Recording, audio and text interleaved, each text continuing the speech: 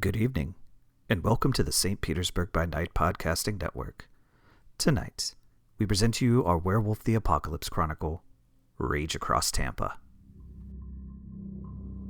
Welcome to another St. Pete by Night revamped production. The following is rated for mature audiences and may contain graphic themes that will be distressing to some viewers. As always, we recommend you ensure the safety and well-being of yourself and those around you at all times. Viewer discretion is advised.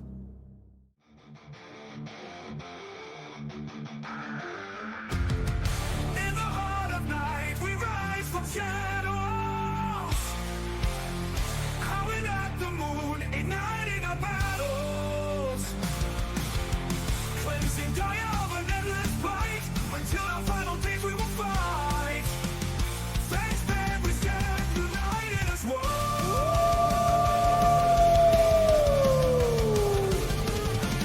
Evil spirits lurking with horror and dread. Little light leads us from a grave dead tread. Glory and honor, wisdom in our hand. Together we rise, take our final stand.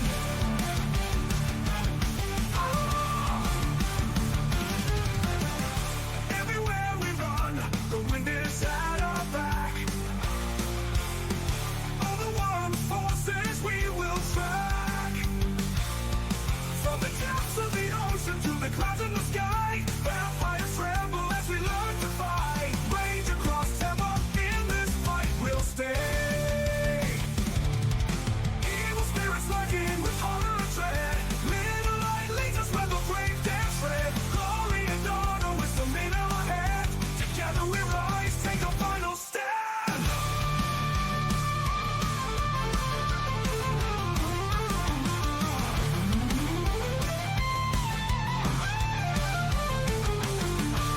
Rage across Tampa, in this fight we'll stay.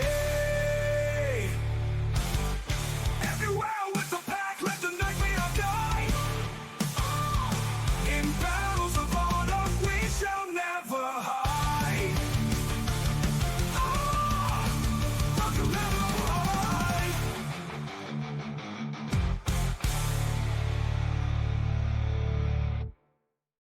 Good evening and welcome to the St. Pete by Night Entertainment Network, where we play St. Petersburg by Night, a massive multiplayer 5th edition World of Darkness Chronicle set in the city of St. Petersburg, Florida. My name is Kent, also known as Misha Kent, and I am the lead storyteller of St. Pete by Night. And it's Tuesday night, and you know what that means. It's time for Rage Across Tampa, our Werewolf the Apocalypse 5th edition Chronicle set in the city of Tampa Bay, Florida, right across the bay from St. Petersburg, Florida, where a pack of Guru have established a sept of the new Guru Nation, not to be mistaken for the old Guru Nation, which is a shattered and disturbing mess of infighting and politics and, well, just overall nastiness.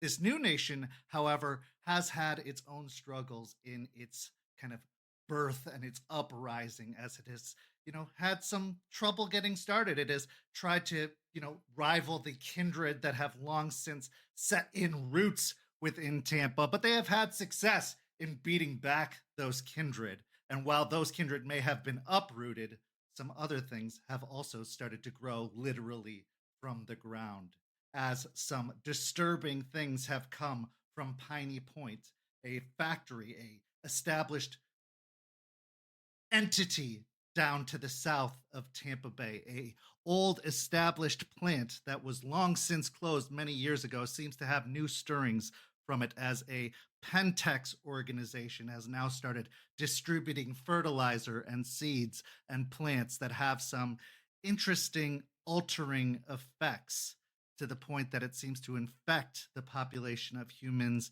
and kindred and Guru in an almost Last of Us fashion that is causing some interesting side effects, some alterations that could be very, very problematic to all living creatures in the world. And the Guru have been doing everything they can to try and stop it. If this sounds at all appealing to you or something that you'd be interested in learning more about, you should go follow St. Pete by Night on all of that social media you see listed down below and in the description. And if you want to learn more, you should come join our community by jumping on the Discord and following that Discord link, where you could be one of the 200 plus community members that make up the St. Pete by Night community.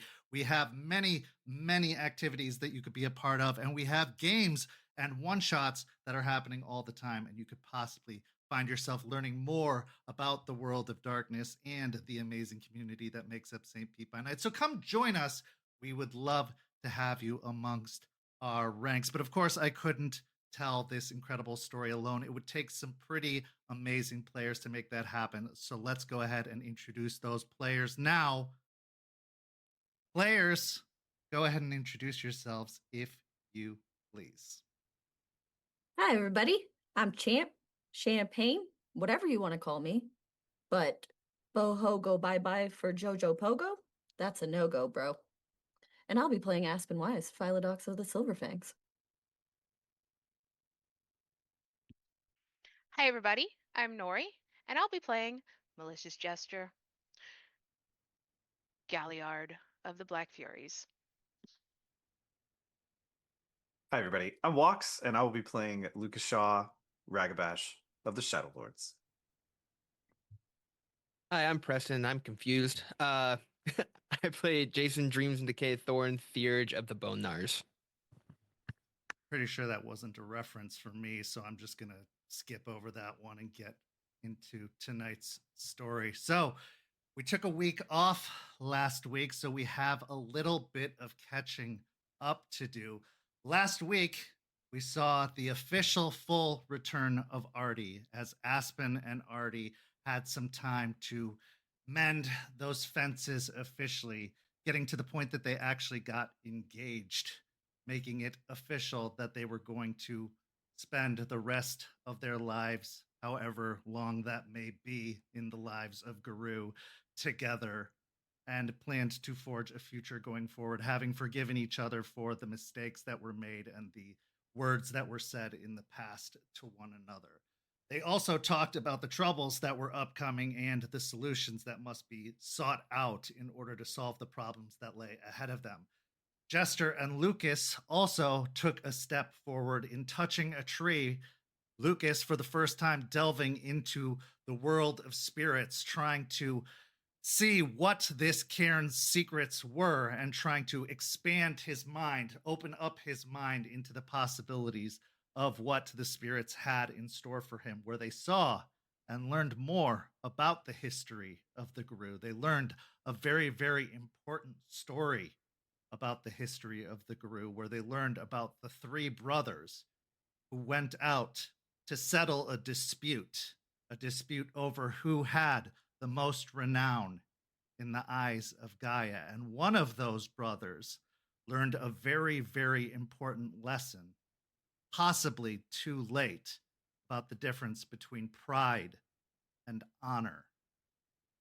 Then Jace had a meeting with Moses. After his interesting encounter with the dreaming, he talked to the man who had given him the candle that seemed to be the gateway to the dreaming. And in that discussion, he may have gotten some insight into the mysterious wanderer, but he also left with even more questions about his condition, questions about whether maintaining this condition would be necessary. For in the dreaming, he learned that the mysterious patron spirit known as Turtle seemed to be locked in slumber within the dreaming, and this affliction he was suffering from may be the only way he could access the dreaming, and that he may need to suffer this infection longer in order to be able to get into the dreaming, to free Turtle from that slumber, to return them to the Umbra, to return them to the Guru. But at what cost? The pack then reconvened to discuss everything they learned, and in this they learned that cold iron was a remedy for this infection, that it could be the missing X factor that could beat back these plants, that could solve and cure the infection that was spreading amongst humans and Guru and kindred alike. That it could be the answer to all their problems. But cold iron is a lot harder to come by than it seems. It's an old, outdated methodology for creating iron, and that it can only really be found in very, very old antiques, original antiques, or from mines themselves. Florida isn't known for its mines. You would have to dig pretty deep and go to some pretty old places to find them. And mines are usually controlled by those who are looking to delve into the Earth's resources. And if you know anything about the world of darkness, you know that those who want the Earth's resources are those of the worm. That being said, our story tonight begins with a mentor and a protege touching base, hoping to get caught up to date as Aspen visits her mentor Matthias, hoping to get her mentor caught up to date as they haven't been on the same page in quite some time. It's time for a conversation. Aspen, you haven't really been in contact with Matthias in a while. So as you call to set up an appointment, he says you can meet him at the suites that he's been staying at, that he is in town again, and that he's looking forward to meeting with you and talking. So as you drive over, Artie actually giving you a ride, as he is not going to see you driving yourself and is thinking it's shameful that you've been doing so for the past several months. He drives you over to the hotel that Matthias has been taking residence at and drops you off outside, saying that he'll be waiting for you when you're done with your meeting. Walk into the very luxurious lobby, heading over to the bank of elevators at one wall, pressing the button for the top floor. And as you ride up the elevator, what's going through your mind as you're going to be facing Matthias for the first time in quite some time? Mostly it will be nice to see him. He's a bit of a sounding board for Aspen when she's struggling. So it's definitely helpful to have another mind working through the things as well. There's a little bit of nervous energy because there's kind of a lot of things that have happened in a small amount of time that she's going to talk to him about. And also, always in the back of her mind, since it's been discovered, is how do we get this iron? As the elevator dings at the top floor and you step out into the hallway, there's basically just the door in front of you and a couple of doors at the end of the hallway that leads into the master suite. You knock at the door and you hear the voice from within, the familiar voice of Matthias calling for you to come in. You open the door and it's unlocked, and as you open the door, give me a wits and awareness roll. You are at rage 1, as it's been a very peaceful and relaxing few days with Artie back in town. Everything's been blissful for the first time in a very, very long time. It's just felt like everything's been back to normal, which has been a very unusual feeling, even back to the days before the attack on Bloody Mary and everything. That would be 2. 2 successes. That's enough to notice that something has changed within the suite. Because it's very obvious to notice that all of the furniture within the suite is different. The tables, the chairs, the dressers, even the artwork that adorns the walls has all been replaced. Almost everything in here, even the bed coverings, have been replaced. Everything is new. Everything is very luxurious, very fancy. Everything up to Matthias's tastes, but nothing of the original room from the last time you were here is the same. Not even the chair that you see him, the chair and the cafe table that he's sitting at waiting for you, is the same. But as you walk in the door, he stands and strides halfway across the room to meet you, his hands outstretched. Aspen. It's been far too long. Definitely for too long. Decide to upgrade? I got tired of looking at the same old things. They weren't mine. And so it was time to settle in. If this is going to be my home for an extended period of time, it's time to make it more comfortable. Settling in. Dangerous. Well, we're building something here. And I need to be available to you. And if I'm going to be available to you, I should be comfortable. The last thing we need is to fly off the handle. I agree. Just giving you a little bit of a, nudge. Because with everything going on here, it's crazy that people stay. As he reaches you, he leans in and gives you a kiss on the cheek, and then he steps back, kind of looking you over. You seem like you're settling in nicely, too. This is the most relaxed I've seen you in quite some time. I figured it's about time. We're here for the long haul, right? Are indeed. So catch me up. Tell me how things have been going. Starts to lead you over to the cafe table and chairs, taking one of the chairs and pulling it out for you. Well, it's been interesting, but that's kind of how I've been starting all of our conversations. It's always something.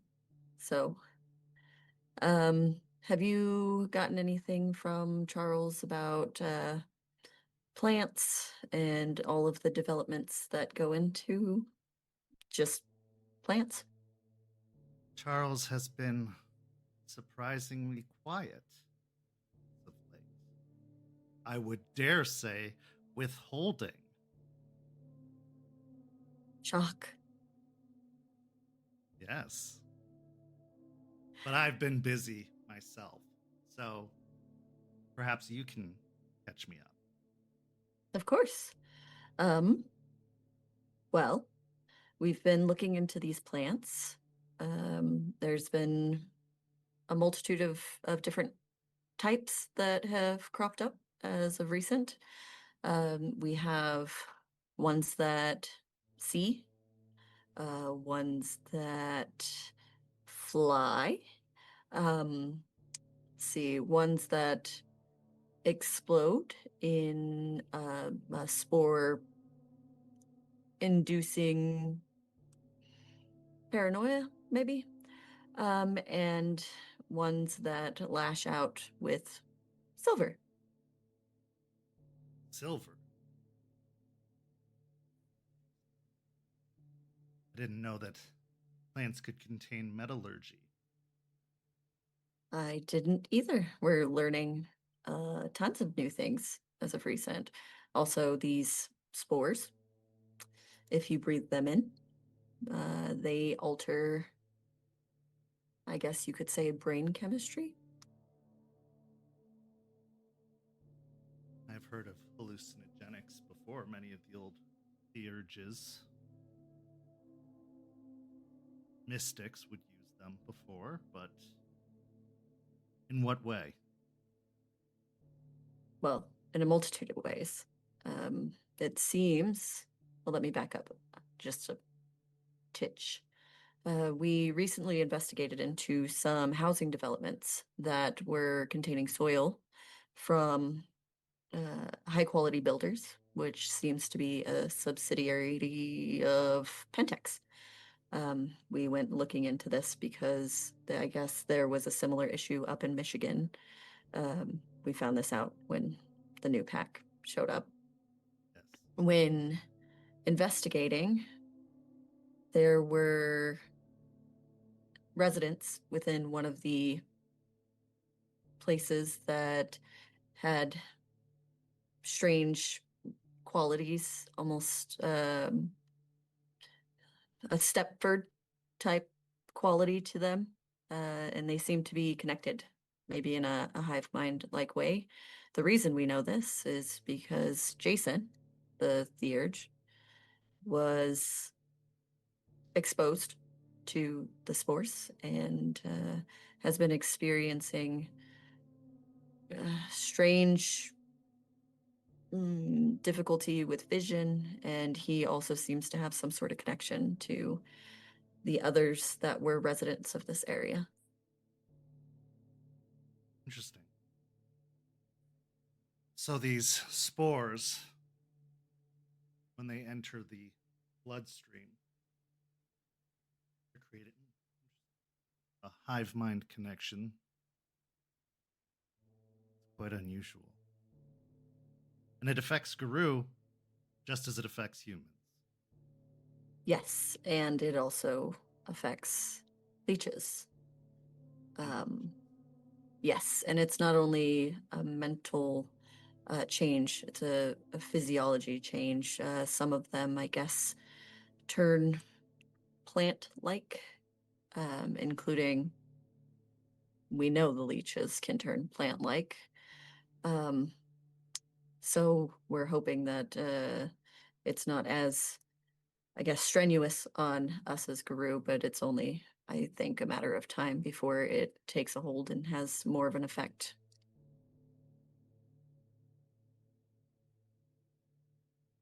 Well, our regenerative qualities are likely slowing any effect it would have, but the fact that it is affecting leeches, that is problematic. Their dead tissue shouldn't be able to nurture growth. I don't consider myself a scientist, so I can't offer much insight into this. Have you found any solutions for dealing with this?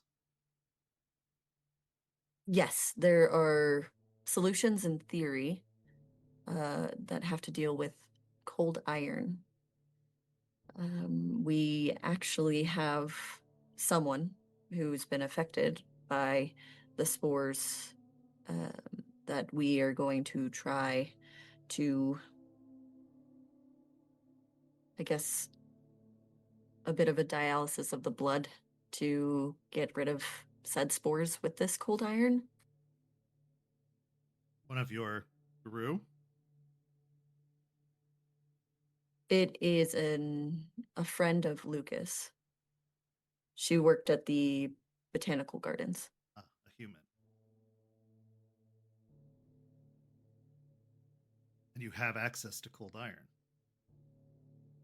That's where we're running into a bit of a snag.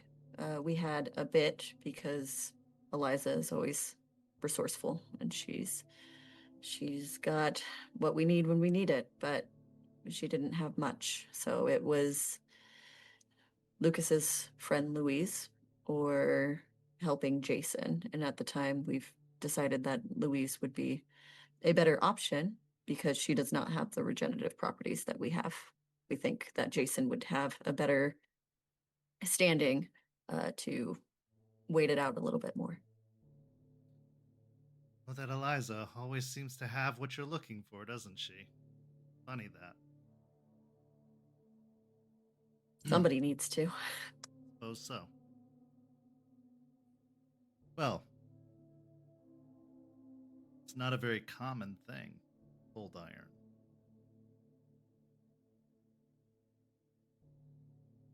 There are mines still in operation, and I suppose there are some potential resources that could be found. I can start putting out feelers for you and employing what resources I have. I know that there were some septs in the old nation that were looking into closing down some of the old fracking operations and mines in the Northwest, even up as far as Canada, trying to prevent them. However, with the political climate, travel and contact has been a little more difficult. But Right. I can do what I can. While doing some research, I did look into mines.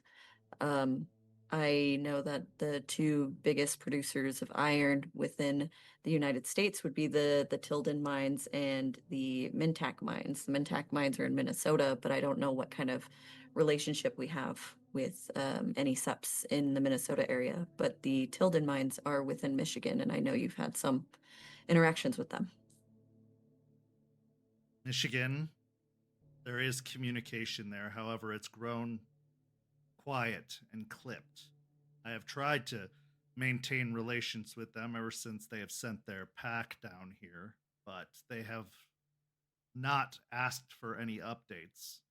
And when they have made contact, it has been fewer and further between. I have checked in with them to let them know how things are going, and they have been short in their responses and their correspondences. Mostly, I've just left messages for them.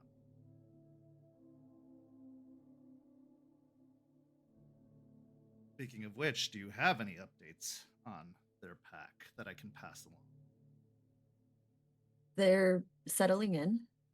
They seem to have their own difficulties within pack dynamics among themselves. A lot of infighting, from what I understand. But they're progressing. They've done a few missions, you could say, with Charles. They're doing well. One of them brought information that was actually alarming but necessary.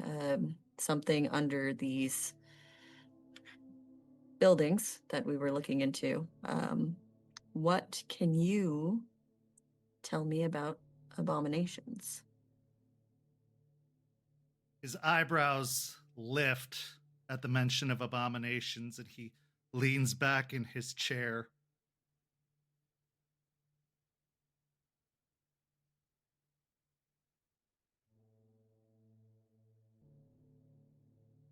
Well, only theories, really.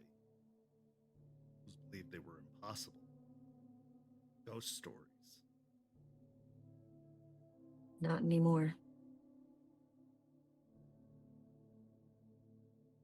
From what I had heard, the reason they're called abominations is because they are utter monstrosities, uncontrollable, untethered. You know what I've taught you about Hoglosk, giving in completely to the rage. Imagine that, and then some. The hunger of the leeches and the rage of Hoglosk. They are a monstrosity. To create such a thing is to unleash. There's no need for it, no call for it. It's an impossible thing to create or control. A pointless exercise. Well, there was at least one here. Charles and one of the other pack were able to dispatch it to take care of it. But now we have a fear that there could be ones lying in wait underneath these housing developments.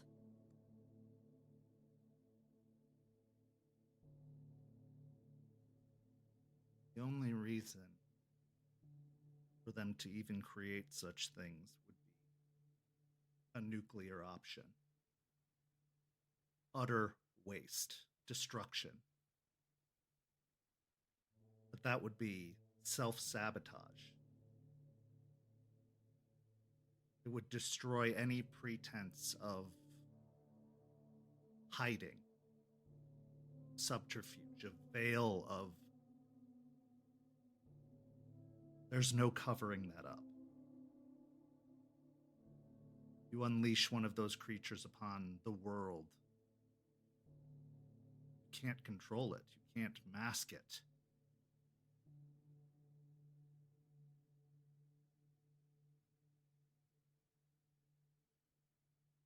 Create one, let alone more than one.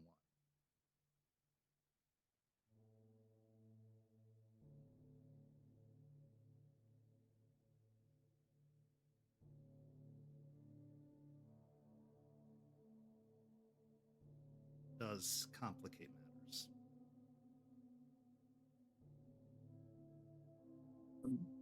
It does seem like there's a lot we're dealing with that we're not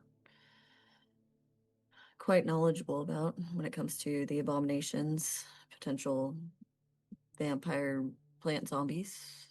Um, I believe we spoke briefly about Piney Point, but Yes. there's a woman there, and she's at the top of all of this, the plants, the spores, everything that's happening here.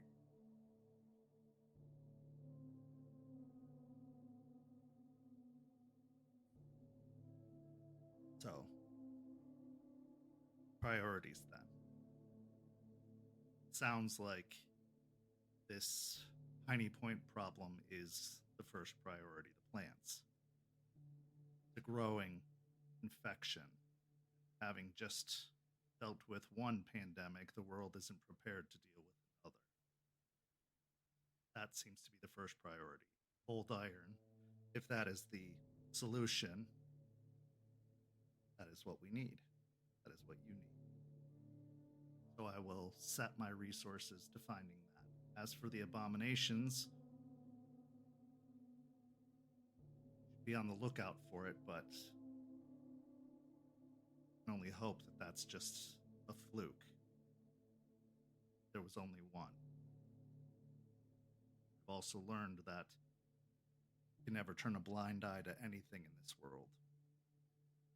Where there's one, there are likely others. That's my worry. Yeah.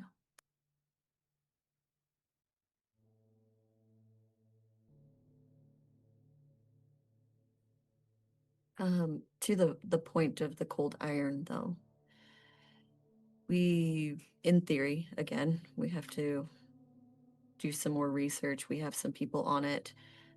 Spud and Eliza are working on some things, but we may have to put out, I guess you could say, smoke bombs to clear out the plants as a whole. That would be airborne. Is there any way you could help spread a word or something in the realm of keeping the people safe? Because it could potentially be even, I don't want to say worse, but a problem, them breathing in all of that. Can try, but you know people. They don't like to be told what to do, especially now. They're very willful, very stubborn. And Florida, more so than anywhere else, is especially willful and stubborn. There are, depending on the location, steps that can be taken. Parks have been closed, locations can go under maintenance. So there are measures that can be taken in certain areas, but widespread, it would be a lot more difficult to do. So depending on where and when, certainly, but I can't guarantee full coverage for the entire area. It would be a case-by-case basis. Do you think there's something we could do as far as spreading maybe any sort of rumors to get people to start, I don't know, masking again to help with any potential fallout? They didn't mask the first time. Yeah.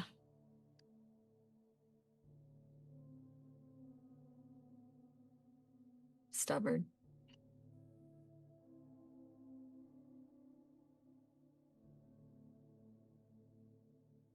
I will start planting talk now. Actually, this would be a great opportunity to employ your Galliard. She's still working on the journalism that she was talking about. I have an in at one of the local papers. Perhaps I could get her a job there.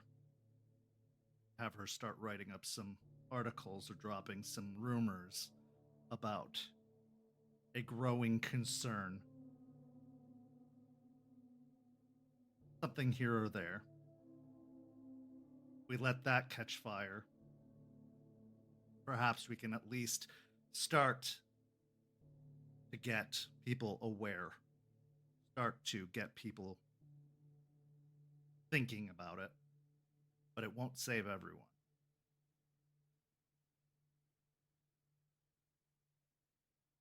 Okay. I think that's helpful. The more we can get the word out to hopefully help in some way. I don't want to make a different problem by fixing one problem. Another possibility is we purchase one of the, or several of the groundskeeping companies. And we start mixing in a solution with their pesticides or what they use to treat the plants in the area. Okay. Yeah, we can get some information on that, and I can maybe potentially work on that as an option as well. There's also the water reclamation plants. Ones that they use, that they take the runoff water from storms that they use to water the public properties. Not used for drinking, so it doesn't go into the drinking water, but it's used for sprinkler systems and the like for public properties. If we were to use whatever solution or formula, we could put it in that, but there are some of the unhoused population that sometimes use that water to bathe themselves. Right, and that becomes problematic if we're putting metals into water and it runs into open bodies of water here.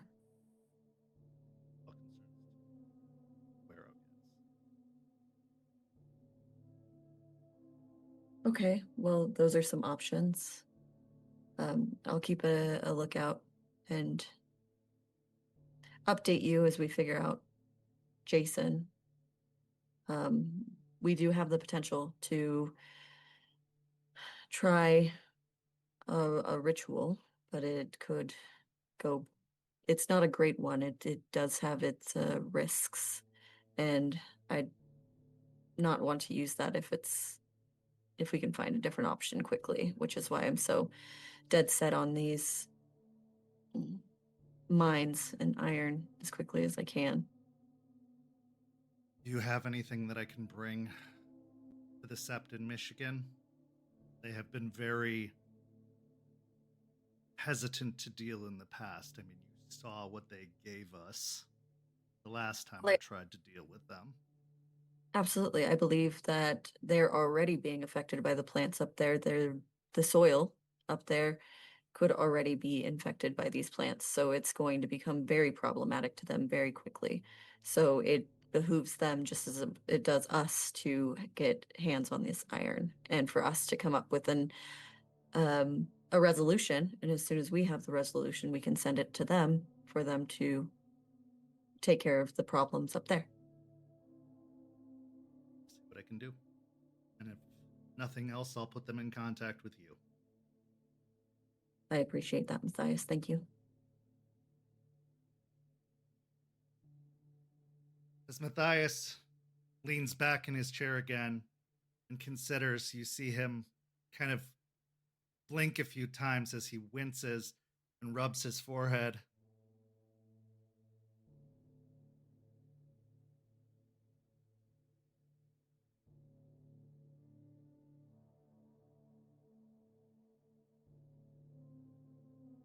And how are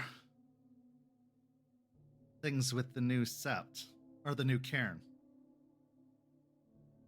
They're good. Are you okay?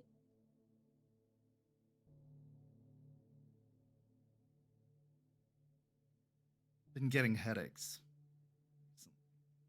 I think it's the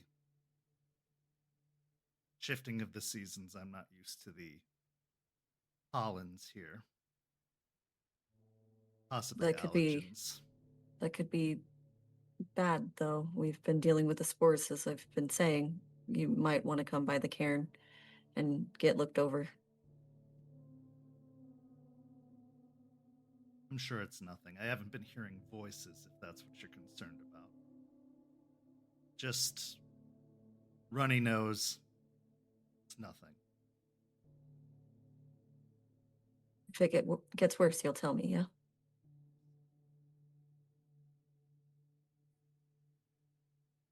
Can I roll an insight to make sure that it's just like headache?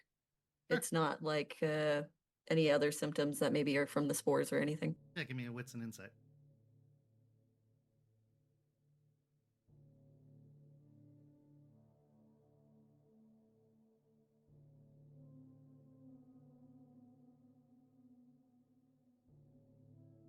Three. As you're looking him over and his body language and behaviors, he doesn't seem to exhibit any of the physical signs of the spore infection that you saw with Jace, that you saw with, any of the other individuals that you've encountered that have been infected by the spores. He doesn't have any of the yellowing in his eyes. He's not showing any feverish symptoms. If anything, he just looks a little tired and maybe slightly disheveled for him. Like maybe a couple of hairs are out of place, but nothing that would exhibit infection. Nothing that seems, any more worse for wear. Okay. His eyes are a little bit bloodshot, but that could go with allergies. You tell me if anything gets worse. I promise I will. Okay.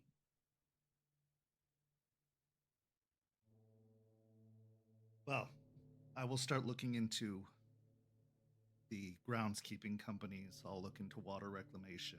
We'll make contact with the Michigan Sept once more. Try to firm up those communications. I'll see what I can do about the newspaper. And I'll also reach out to the other mine that you had mentioned and look into contacts out in the Northwest. But I'll start pushing on the cold iron and see what leads I can come up with. Okay. And you asked about the cairn. If you ever want to come by and see it, you can touch a tree, get told a story. It's a good time. Touch a tree. Yes. The cairn is interesting. There's a lot of mystery to it. It's actually really intriguing. Keep that in mind. Wonderful. Well, I won't keep you. I'm sure you have a lot to deal with now with all of this, but please keep me up to date. It's been far too long, and I hate when our chats go missing for so long. Absolutely. We'll get coffee and it'll be less business related next time. That would be nice. I'm glad to see you smiling and feeling better. I know things have been difficult. Yeah, but I've been working on it. I know. As you exchange a few more pleasantries, and Matthias sees you to the door, part ways. What's going through your mind after this conversation as you take the elevator back down? Getting to spill everything is, as she was thinking before getting there, was nice having a sounding board to kind of talk things through with. Feeling a little bit more confident about the potentials of getting cold iron. Now she has some feelers and navigation out there to look into it. Big worry for Matthias because of the stress and anxiety of what these plants do. making sure he's okay and he doesn't have to go through similar things that Jason went through is definitely on her mind now and will be something that she continues to think about for a while. It's something like a ever-spreading infection. Whenever anyone seems even the slightest bit off, you can't help but feel paranoid, a feeling that we all know all too well with something that we experienced just a few years ago. And in this new growing situation, not want to experience again. We transition now to another reconnecting a few days later as Jester reconnects with a friend of hers that she has spent far too much time apart from. Jester, you find yourself in the apartment of Artie and Aspen. It's changed a little bit since the last time you were here visiting Aspen.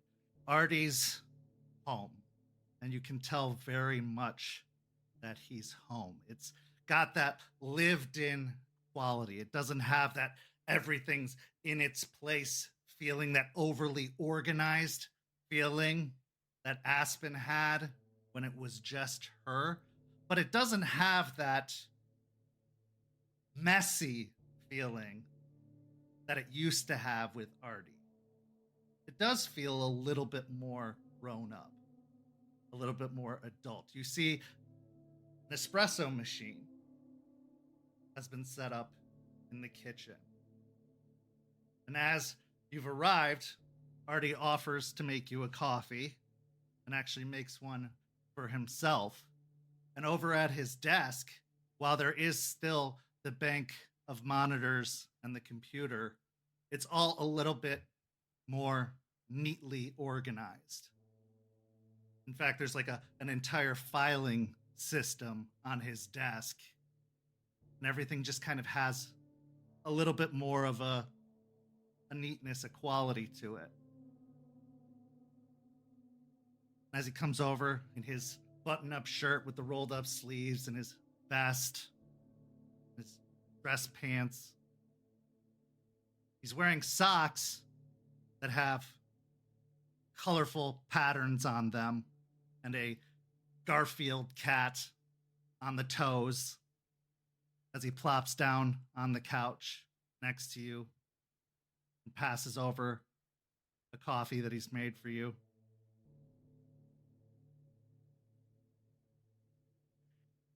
So, what do you think? You traded your energy drinks for coffee? Yeah,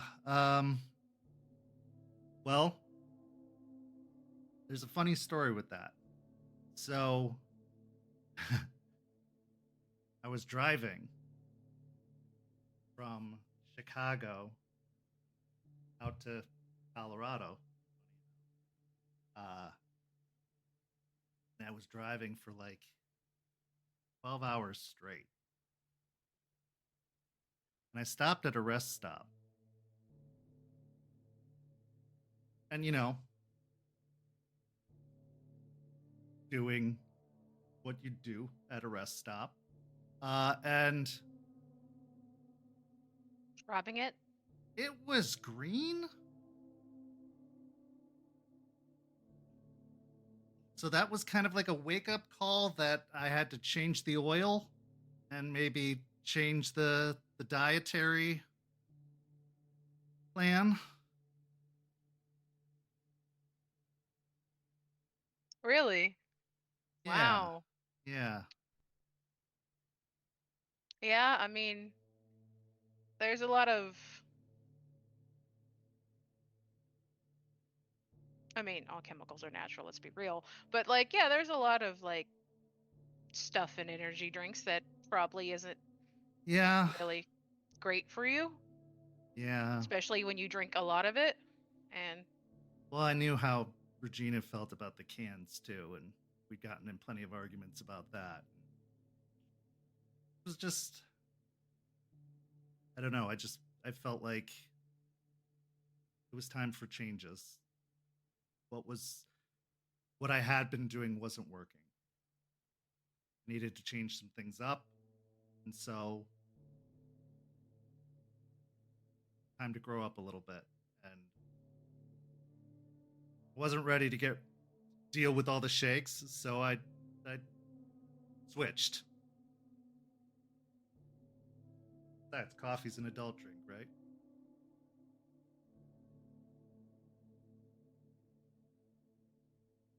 I mean,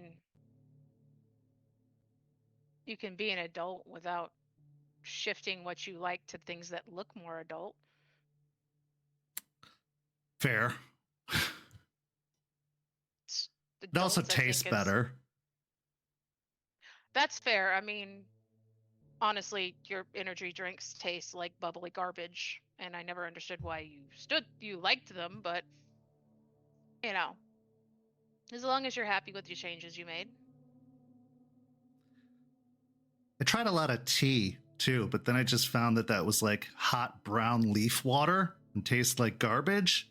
So yeah, I wasn't feeling that. There's some good teas, but I get what you mean. Most of the standard tea out there is tastes like leaf water. Yeah, no. Absolute trash. But let's talk about you. Get me caught up on things. You're seeming more relaxed, less pent up.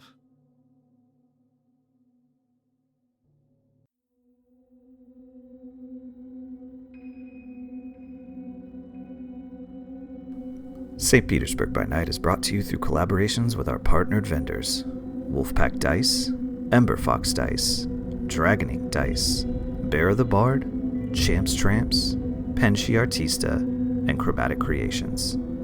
Links to our partnered vendors, as well as our Twitch and YouTube channels, can be found on our website, stpbynight.com. The official theme song for St. Petersburg by Night is Vampire by Faith and Failure. You could find them at faithandfailure.com. You can follow St. Pete by Night on all socials with the hashtag St. Pete by Night. If you wish to support our program, you can do so at coffee.com/St. Pete by Night to help keep the stories rolling.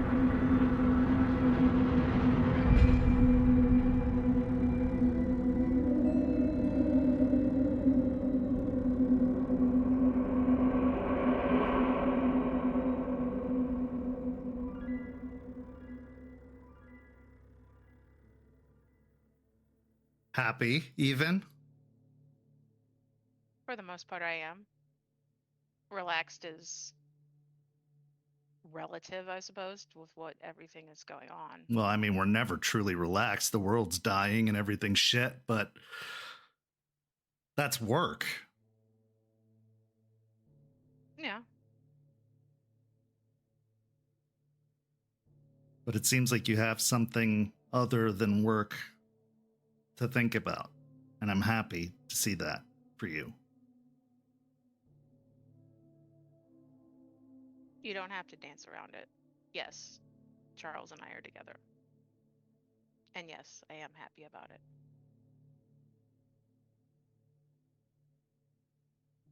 Boy, what would Raven think about that? Silverfang and a Black Fury?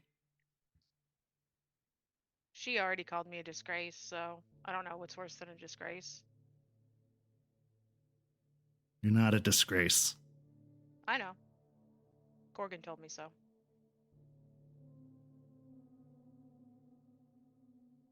I spent a lot of time there.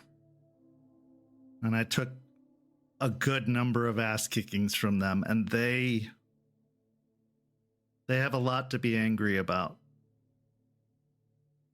Yeah.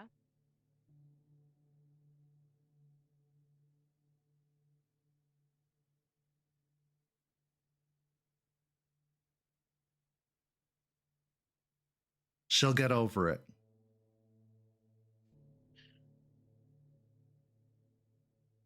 Probably.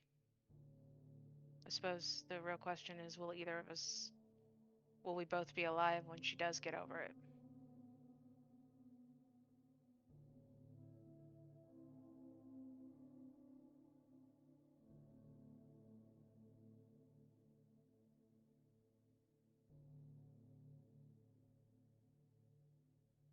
Is that important to you?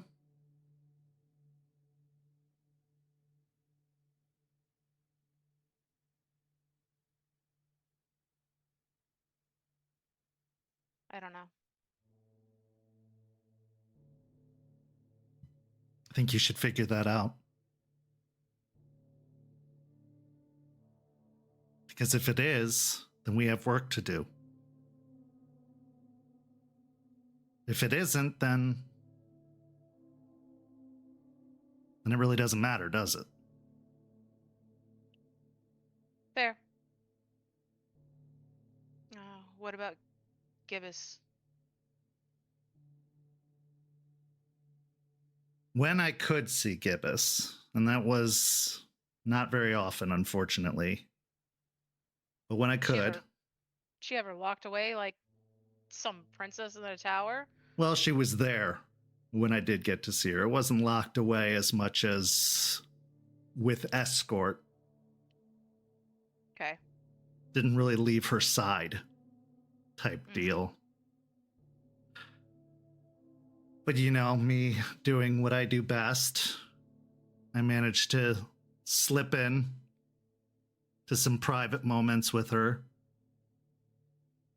sneak in a few notes. She was very drawn, kind of hollowed out a little bit, but she was still her. Kind of like a gas stove. If you turned down the gas a bit, that flame was just a little lower, but the flame was still lit. It was still there.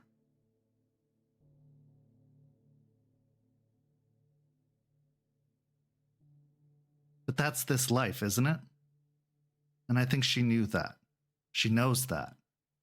And she doesn't blame you for it.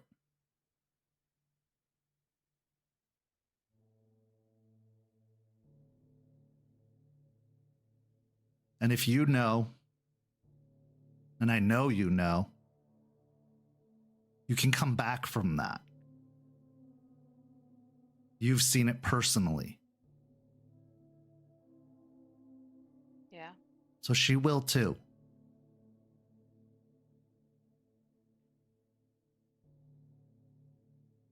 It hurt. And I'm sure if she'd had some forewarning, doesn't mean it would have hurt any less.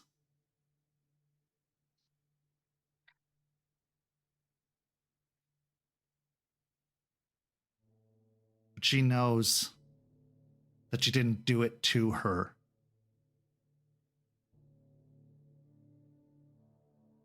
Hell, she knows that you didn't even do it.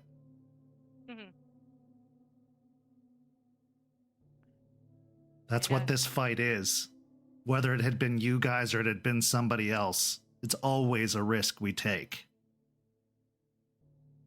I know.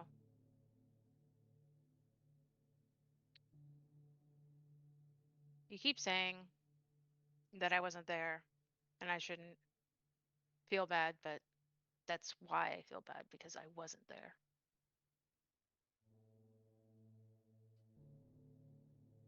I had literally thought that I should talk to Eliza, but I got too wrapped up.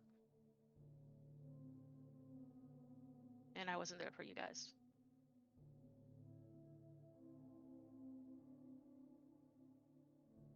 You're not always going to be there, Jess. But when you are there, you're fully there.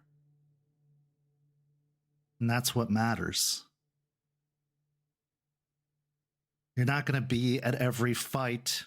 You're not going to be at every meeting. But when you are there, you're fully present. And that's all we can ask of you. So stop beating yourself up over this. And it's easier said than done, I know. Nobody blames you.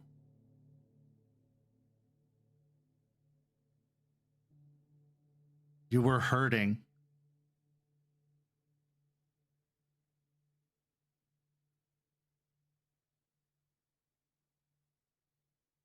I know.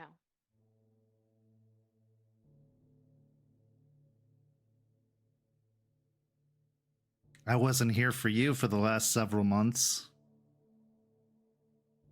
But I couldn't be here for you, even if I was physically present. And that would have been worse.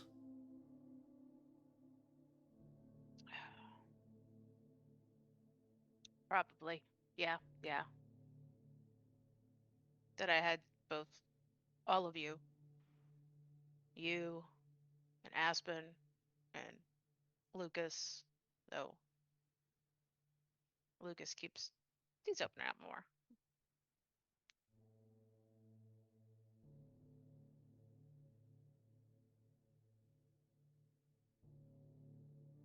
I know. I know you feel bad. That you feel guilty. And I know that's not going to go away overnight or even over several nights.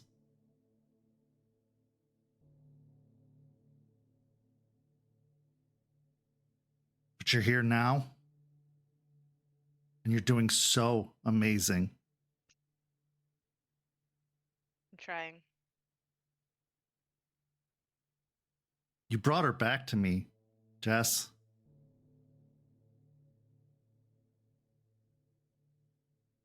I think the one who actually broke through was Charles, but No.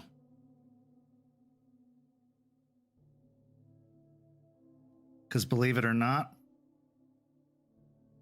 how could Charles have done that without you? fair.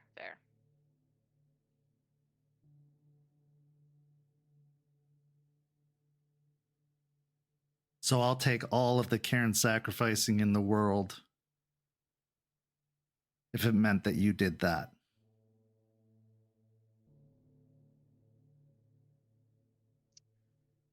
I'm happy for both of you, by the way. Like, super, I'm excited.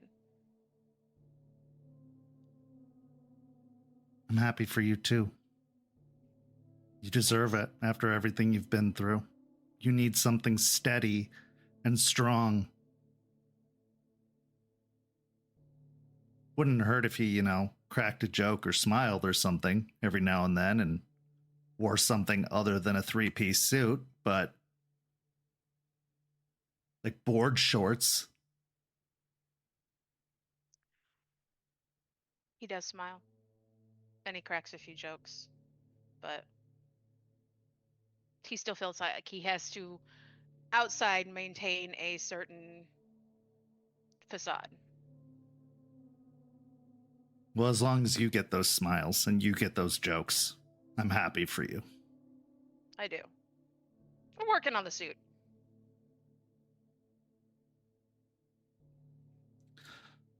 So what else has been happening around here? What do I need to know? So there's a new pack here. Yeah, I've heard. They're all teenagers. Like pups, practically. All messes. All of them. Yeah, I heard that one of them wants to meet with me. Something about finding family. It's interesting.